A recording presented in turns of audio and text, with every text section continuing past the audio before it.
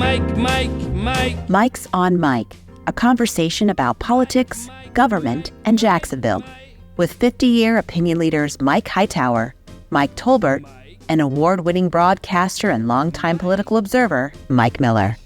Welcome to another episode of Mike's on Mike. I'm Mike Miller, along with Mike Hightower. Mike Tolbert's back at the remote studio at the farm, and we're delighted that you're with us today. Thank you very much. Brought to you, of course, as always, by the Jacksonville History Center and Dr. Alan Bliss and the fine contributors who keep the lights on and the cameras rolling. Thank you all very, very much.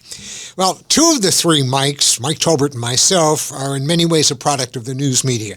Our third Mike, Mr. Hightower, here is no stranger to the news business because, well, normally he had a mic in his face from people like our guests, always asking questions about the different roles he had. More than once, I will like. More than once. Which I'm going to talk to him about. We all, however, share a keen interest and a very deep concern about the degrading of local news with reduced staffs, reduced resources. I mean, often today, reporters lack the institutional knowledge of places like City Hall and only react to stories instead of rooting them out and reporting news. Well, unfortunately, some reporters are only interested in making a quick name for themselves before they want to move on to a larger television or radio market. Our guest today, though, is Jim Piggott. Recently retired after 39 years in broadcast news, the first 11 at WJKS, and then more than 28 years at WJXT. Over the last 30 years, Jim probably spent so much time in City Hall rummaging through documents and rooting out the secrets of elected officials that folks often thought that he lived there. And I can attest to that. When I was with the Delaney administration, he was there all the time. Had a nice cot set up for him, but he had to bring his own blankets. Right. We want to discuss his career and find out from Jim how local journalism has changed in the last few years. So, Jim, welcome to Mike's on Mike. It's great having you with us. It's great to be here, and it's great being with you, gentlemen. And in this perspective, where you're finally interviewing me, where it's always been the other way around, and that's odd. It was interesting talking beforehand, before you began the show, just the history on this and where we stand, I think, with a lot of things and events that are happening here and how news has changed. So it's going to be great talking about it. I did want to let you know, you're saying 40 years here in Jacksonville, but I also worked in Indianapolis, Indiana. That's right. Worked up there. My Hoosier State. You going for Notre Dame this weekend? I know. Indiana University for me. Me too. That's where you went to. And my family, my father, brother, my dad, big news guy in Indiana, and when he passed away, but that's where that knowledge came from, I think, is from my family. I was thinking about all the times you put the microphone in front of me. Yep. There's an old political adage, all tracks around and paybacks are hell. Welcome to Mike's on Mike. Yes, I love it. I love the name, so that's great. There used to be, this aside, there used to be a billboard when you came into Indianapolis. And it used to say, "Welcome home. We've been spending time with your wife." Yep. And the wife was WIFE, which was the biggest radio and television station in Indianapolis. That's not true. They were not the biggest? They were not the biggest. WFBM. Was larger. And the current general manager at Channel 4 also came from that, but it was WFBM, and they were the number one. My dad had the number one radio show. Oh, no wonder he knew that. No, I'm serious. For 16 years. Wow. And it was a show, because there's 9 kids in our family, and all he did was talk about us. Yeah. and I'm serious. And that was morning radio, and that's how, a lot with yourself, Mike. I mean, how radio was when you start, it's talk. Yeah, that was a great part of it. Okay, Mr. Tolbert, as usual, kick us off, will you? Jim, congratulations on your retirement, and thanks for joining us here at Mike's on Mike today. And also, Jim, I want to thank you for your great service that you provided Jacksonville for so many years. First question I have is, I want to know how you got into broadcast journalism. What motivated you? Where did that come from? And how did you get to Jacksonville? There's an old song, I think it was an Eagles song, I could have been an actor, but I wound up here. And that's kind of the beginning of this for me. I knew in some form, because I did a lot of theater in high school and whatever, and radio in high school, that I knew eventually I would be doing some form of broadcasting. I went to Indiana University, studied journalism, studied broadcasting. The bug hit me. I got my first jobs there my freshman year, began doing news at that time, also working for the Indiana University News Bureau, working for various radio stations in Bloomington, Indiana. But the knack came from my father, Joe Piggott. He spelled his name differently than I did because of pronunciation reasons. They had a Pickett, and he did news, television, and radio, and that's where it came from. Then my older brother, Mike, who recently retired, did a lot for Purdue University, so we were always at to each other, right? And Mike, a great newsman in West Lafayette, Indiana, also in Indianapolis, and does a lot with journalism in Indianapolis, and I mean throughout Indiana. So that's where it began. Coming down here is kind of surprising. I was working at a television station that just went on air in Indianapolis, my first television job, and then they stopped doing news after a year. There was a gentleman, an assistant news director named George Banks. George Banks was a former... Was that our George Banks here? Our George Banks. You know who worked for George Banks, by the way, is Audrey Moran. Yes. She was going to be a weatherwoman. Yep.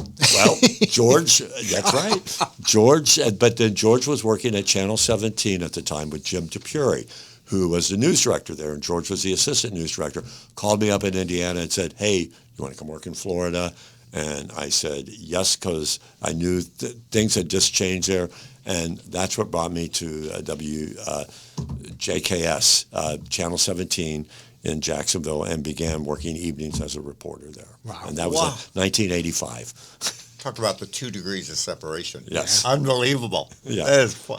All right, are you enjoying retirement? I'm loving retirement. It's awesome. I've never been happier, and that's serious. I've never been happier in my life. I don't know what to expect from it. I don't know where it's going to end up, but so far, so good. It came a little bit earlier than I thought it was going to come to begin, but I'm maybe 1 or 2 years. But I'm happy with it, and never been happier. Yeah. If you're half as happy as I am, you're there. Seriously, Jim, you have built a reputation of reporting on City Hall. But in your younger days, you just talked about, you did something at WJKS called Jacksonville Vice. And so I don't know why I got this thing, but when Jacksonville Vice, I thought, okay, you're the reporter and you're doing Jacksonville Vice. Tell us about Jacksonville Vice. I had a camera guy myself. We would be up in a motel room, in the restroom or the bathroom in there, and then a vice person would go pick somebody up on Phillips Highway, bring them up there, and we'd pop out with our cameras and go, hi, and they would be under arrest. You could do that at that time. In 85, we worked well with them, but that's where Jacksonville Vice, there was a show, Miami Vice, was on the air at the same time, and then so we were doing things but that was what we focused on, not really the drug aspect, which Miami Vice was all about. So that's where that came from. In covering the city, I think you recorded... I'm going to let it... No, I'm just thinking all the times you had a microphone, he never talked. That was never one of the questions he asked me. Like, why are you on Phillips Highway? No, I was never on Phillips Highway. Refuse to answer. I'll talk about. I'm not serious. All right, I'm done. Okay. You said that you practice something called old school reporting. How does that change? How does that differ from what new school reporting is? I'm just watching a big change in different reporting aspects throughout, the country, actually. Yeah. But you start out like at the time when I came here, Jackson was what we called a media market. Mm-hmm. You started out at a small place. I worked in small stations in Indiana at the time. Me too. Radio, I did a lot of radio. In fact, radio was the training to get you. And then you moved up. And I mean, that still happens today, but now Jacksonville is a starting market. It's not a market where people have had experience when they're starting out. They're fresh out of college right now. And in that, in my old school reporting, instead of using my phone, whatever, we would go to the source. Like you mentioned, I lived at City Hall. I went to City Hall every morning. And that's the only way that's the only way I think you can still find out things is you go and you talk to people, not necessarily the elected people, but the secretaries, the others, the people that are there every day like yourself, and say, what's going on? I'd always go up and say, hey, how's your day? And talk. And I talk to people. I talk to people coming into City Hall, doing work there, not just employees. And I would learn things. I would learn stories from them. One thing that I didn't know, since Florida is freedom of information, I would go every day and read the mayor's mail. And that's open. That was public record. And nobody, well, the Times Union did that as well. Yeah. But you would go there, they'd open up, and you would read what people were writing to the mayor about or to others about. You would learn from that. You would learn, oh, that's an important issue. Or you'd get great stories. I mean, I got great stories from all of that. They're not doing that today. Everything is done by the phone or everything. And they've also put limitations on what you're allowed to do anymore. There was a time, in fact, just a couple years ago, they wouldn't even allow us to go upstairs to the mayor's office unless you had an appointment. They closed all of that off to everyone. And we raised Cain about that.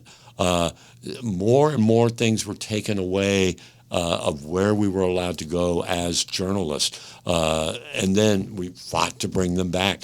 I will say that Mayor Deegan opened her doors completely. Yeah. It's like old school when Mike, when you were there, that we could just go walk back into the offices. Well, we could do that again today, but for a long time under the last 8 years, the last 2 or 3, honest. That I think Delaney, we could do that. You could. Could you do it with Alvin Brown? No, he always ran. He always ran from us, and he wasn't accessible. His staff was there, but that's when things started to shut down, and they do. And now they're shut down at city council. I mean, I used to be able to go back and go talk to every city council member in their office. You can't do that now, and that to me is wrong. Because they are elected officials, they are back there in their offices, they could be chatting amongst each other, and we would not know. And that was our job as a journalist, to keep track of all of that, to make sure those things weren't happening, at least the best that we could find out, and that's not allowed anymore. And to me, that's wrong, and that's where people, and that's where institutions... I would just, if I may, just one thing that I think influenced Delaney in that regard of opening up was because he had people like Mark Middlebrook, who was there as a veteran reporter, Dave Roman, who was a veteran reporter, and I was a talk show host for the last 3 years of his administration. But we always put pressure on, it's got to be open, it's got to be open, it's got to be open. We just wanted to make sure that the accessibility was and it's funny now, you think you say that, we're thinking of all the former media folks that have been elected. Joyce Morgan, Ken Amaro, and as a matter of fact, sir, I saw a story where Mayor Deegan was on, who said to you through the story, Jim, now that you're retired, if you want to get into this business, come on down. We'll find a place for you. Joking in a way. I know. I don't know. Too. But that's I don't, and that does have an issue. But you go back like Ernie Mastriani, long time, property Harry Reagan. Well, very open, but those offices had always been, and currently I could walk in there and talk to people, but it's the more, and the reason Ron Salem, when he was council president, told me, he said, well, the reason I'm not letting you walk back here is you could have a gun. Oh, and I'm please. Going, what? They check you when you come in City Hall, right? And I'm just going, I think security is used. I understand. And we could talk about some of the problems that had happened at Old City Hall with security when they didn't have it. But I think it takes away from what the people's right to know. Well, I mean, let's roll back to Government in the Sunshine, which there's a couple of us that are old enough to remember. That's what Askew worked on and pushed through. So what you're saying now is our elected officials can just stop you at the door and you can't do anything about it? In a way, it is. Their meetings are still open, but to get back to some of those meetings, you have to sign in. You have to, when they do meetings in their conference room, I mean, they are open, but they're not as open as they used to be. Right. You can't that door is locked. You cannot just go back into city council offices and talk to them, and they stop you at the door. And, I mean, that's some of the things I think people need to be fighting for now, to get open, and we did that. And when there were lots of people in the media that went every day to City Hall, we used to go every day to the police station. We used to go. I mean, everything's online now, but there'd be a room, the media room. You go in. The police reports were stacked high. You'd go through each one of them and see who was arrested, who wasn't, what happened what happened the day before. and you learn. Now, a lot of that is online now. Yes, you can do that, but I just don't think it's as open as it was back when it wasn't online. I mean, online is great, and I'm not knocking that. That's new school, and part of that is important. And that's what a lot of people say. You're just old school. It doesn't matter. You're not thinking like how things are now. I would think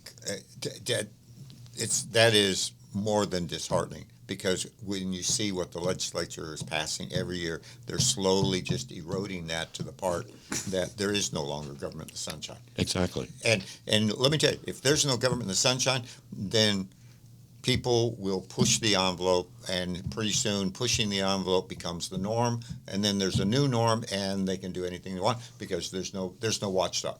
Right. And then they get in trouble, and then everybody then says everybody is like that, and then all of a sudden which we're seeing is, then why do people lose confidence, faith in government? It's because of this kind of stuff. I mean, and that's what it is, and it's BS stuff. Because if they would just, if you don't have anything to hide, open the door. I mean, what you got the door closed for? That's what you're elected for. Yeah. And is to work for the public people. Servant. Yes. And you're being paid by the taxpayer, correct? Correct. And it's just interesting. But then again, what we're seeing happening too is stations have been cut. I can really only talk for television stations and radio stations, but they've been cutting back on reporters. And what you don't see on the air is the staff behind them, the assignment editors, producers. All of that has been cut back. I can talk for News4Jax, major Right. changes there.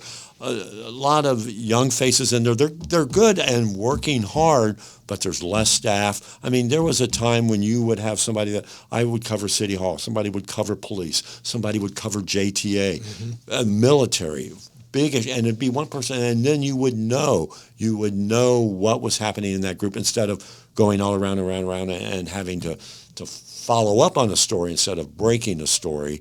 And thank God for those good reporters left at the Times-Union. I mean, Dave Bauerlein and Nate Monroe, and the others that are there. I'm missing names. Mark Woods. Mark. And thank God for them. And thank God for some the television reporters and staff that have been there. We talked about Joy Purdy earlier. Joy has a big knowledge of police in this town, not from just her marriage, but from when she worked as a reporter. They're there. That knowledge is there, but there's nobody just focused on that as there used to be. As someone who's been on the front lines of journalism for 3 decades in Jacksonville, why was covering local government so very important to you? Tell me what you've experienced. What I always tell people, and they say, why should we watch local news? Or why should I even care? And I said, because it all starts there. You can complain all you want about what the president is doing, what the governor is doing, but what affects you, and I think what affects your pocketbook, is what's happening right here in Jacksonville. And that's where it starts. That's where it begins. And if you want to make a change in something, you change it first locally and let it build up from there. That's what I tell my friends. That's what I tell people who ask me, why do I care what city council is doing? I said, because it goes right down to your pocketbook. Why do I care if somebody is doing something wrong in government here? Because it's not going to affect me. It's not the president. But it will affect you, right. And it will affect you in many ways that you're not aware of. That's what I think is important. Share with us who you enjoyed the most, who made your job easier, and who probably caused you to go home and drink. I am alcoholic. I'm recovering. I've been sober now for 28 years. Oh, congrats. There you go. I will say, and we discussed Mayor Brown, because he didn't make himself available. And I always said he always ran from us, because every time I go try to do an interview with him, he'd take off, just run away if we came at him with mics. That made it difficult. when I just kind of go, well, why won't you talk to us? And he had a lot of people on his staff who were former reporters, and some of them are great today. When you deal with them, I'm not going to go into names on there, but but I would say Mayor Brown. But in talking, Mayor Delaney was. I learned a lot. I learned a lot from him. I learned a lot from Susie Wiles. Yeah. And we all? yeah. I mean, really, and it's amazing to see what's happening with Susie today. Susie, everybody, she's a Trumpster now. Is kind of, I go, but she's not. She was one of the most intelligent women, not just women, just intelligent people that I know. And I was amazed. I learned so much from her, and I learned and how government works. Early on with Mayor Godbold, I was really just learning at the time, but I enjoyed talking to him. He was always personable. And Missouri was great. And Tommy would always come up and go, what do you want me to say? I want you to say what had happened. One of the nicest people out there, and always, never hid, never made, was very open. I did cover a lot. Tommy made a lot of changes in this town, and that's something I respected, with tolls, with odor, and things like that. Very memorable. And he worked with the media. He didn't, and he knew that he could get something, I think, done by doing that. Mayor Payton was interesting to work with. His staff also very good to work with. Susie was there. Yeah, Susie was there, and I'm sorry, just names now that Misty. Misty. Well, Misty was great. Yes, and Misty dealt with reporters in a great deal. But and we did get, he was opened. His offices were open then before the doors were shut. And then Mayor Curry came along. Mayor Curry he talked and he would do that, but we started to see the offices close down. You can't go back here anymore. You can't do this. You can't talk to people here. You can only talk to these people. These are the only ones that are going to give you any, we called sound, but give us an interview at the time. And that's where we started to see things. Then Mayor Deegan came in and opened that door back up. And so one of the better people I worked with, and it was such a short time. Real quick, what about city council? I mean, think of all the city council members. There's so many. Is there a couple that just stand out that were open, transparent, that you enjoyed? The ones that stand out, the ones that I always had problems with, I understood. We'll do that, they're like Denise Lee. I loved Denise Lee, working with her, but she was one that slammed the door in my face when I was coming at her for getting a parking ticket fixed. Yeah. And I mean, Ron Salem was always open, and he did close off things there, but he would always talk, and I will always remember Ron Salem for at least when I would call and talk to him. He'll do that, but I hated to see things shut off. Sam Newby, he's the one that really began locking the doors to reporters at City Hall, and I'm going through council presidents, and because they have a lot of impact on that. And that always, Sam and I always got along, but I always told him, I said, I don't know why you would do that. But Sam would always talk to us. Well, speaking of Sam, let's go to Musa. How was he to cover? Sam and I... Love, hate? Sam and I did get along, and he always would answer the questions, and he always was there. He did his job. I will say he knew what he was doing. He got his job done, and he knew how to talk to the media. He knew how to use. I say use, but he knew what was important and when to come forward. Sam never blocked us. He never said, you can't do this. No, that's incorrect.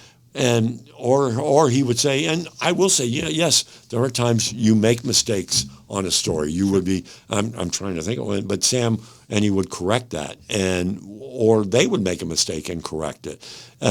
But Sam would always, he always was there and would talk. I had no problem with Sam, and I think he was good for the city. Yes, he was. Yes, he was. Yes. I mean, people sometimes said Sam was a little abrasive. Oh, it was really. But let me tell you, when things got tough in this town, who'd they call on? Darn I mean, when you had to get the train done.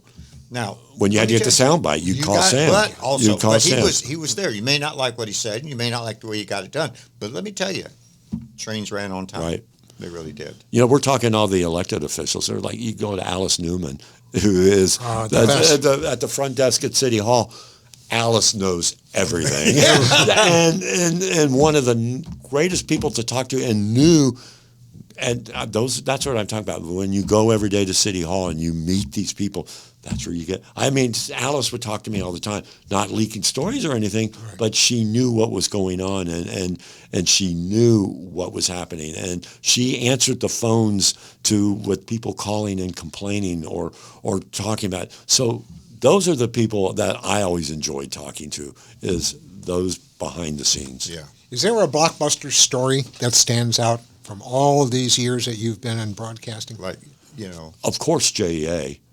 I mean, Nate Monroe and those folks, yes.